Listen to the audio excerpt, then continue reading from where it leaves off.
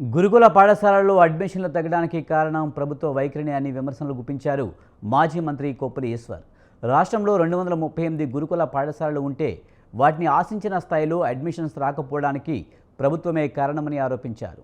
గురుకుల పాఠశాలలు కార్పొరేట్కు అప్పగించేందుకే ప్రభుత్వం జీవో 17 తీసుకొచ్చిందని విమర్శించారు.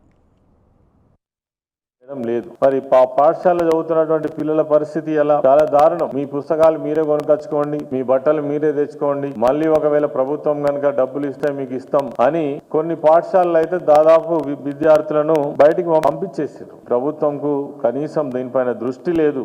మరి ఇప్పటికైనా బిల్లులు చెల్లించి ఈ వ్యవస్థను కాపాడరా?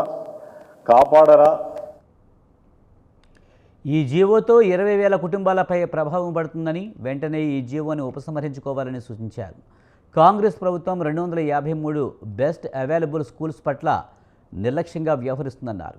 26,000 మంది విద్యార్థులు బిల్లులు చెల్లించకపోవడంతో వారిని బయటకు పంపుతున్నారని మండిపడ్డారు. ప్రభుత్వం వెంటనే స్పందించి వారి బిల్లులు చెల్లించాలని డిమాండ్ చేశారు కొప్పుల ఈశ్వర్.